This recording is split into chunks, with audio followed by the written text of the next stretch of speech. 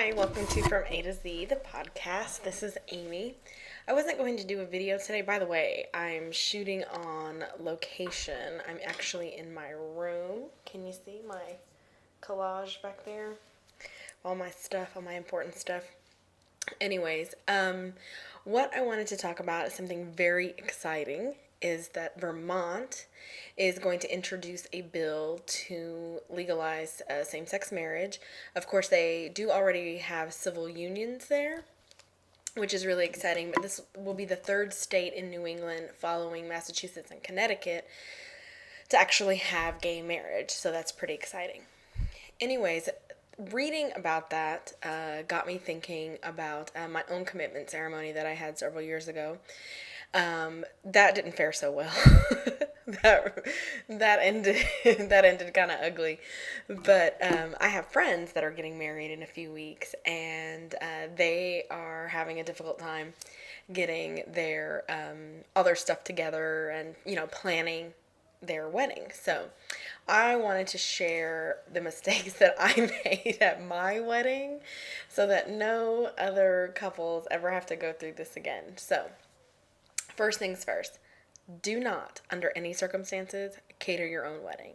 Because when you get up in the morning of your wedding and you realize that you still have tons of food to make for 50 people, and you're the only one that is going to do it, and you might not get a shower that day, you'll really regret catering your own wedding. The second thing is definitely have a rehearsal. I did not have one at my wedding, and how completely prophetic that ended up being. We ended up being 45 minutes late starting the wedding because it was just so unorganized and helter-skelter. And so I wish that we would have had the rehearsal done. Probably wouldn't have saved, or just a rehearsal, probably wouldn't have saved that marriage, but maybe it'll save yours. What's next? I have again with my cheat sheets. Double check your vendors. I used to be an event planner, so now, of course, I became an event planner in hindsight after I had already had my wedding. But we ordered invitations that were really, really beautiful. They were really exactly what I wanted, and they said that, well, we'll have them ready in a week. And so a week later I went, and they forgot to place the order. So they ended up doing these kind of generic, ugly invitations for us, and it just was a disaster from start to finish. So double check your vendors, follow up with your vendors. Flowers, cake. Oh, that was another thing. Our florist backed out. Our florist backed out 3 days before the wedding. So that was great.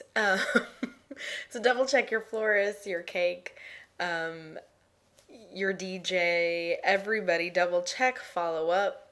Make sure that if you put money down, that you get a copy of the contract. Follow up. That's some practical advice.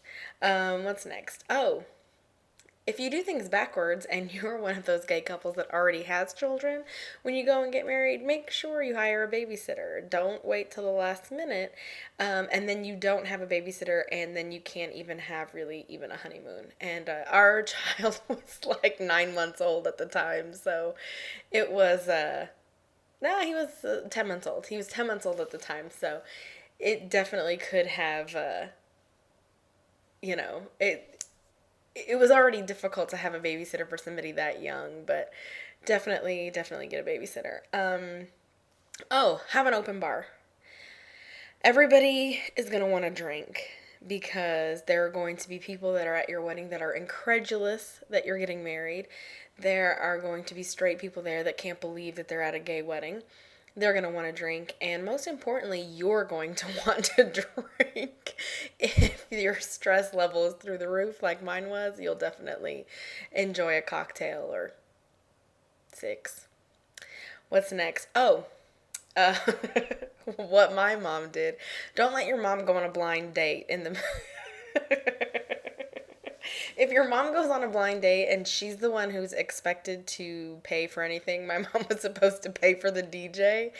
Definitely either get the money from her before and let her go on her blind date, or you're gonna have to do what I did, which is call her on her cell phone and make her come back and pay the DJ. And the next most important thing, that if all else fails, if you don't want to do anything else that I've mentioned, then just elope. Just elope and save that money and come back and throw a fabulous party or go on an amazing honeymoon. Anyways, congrats to my friends that are getting married. You know who you are, and take care. Bye.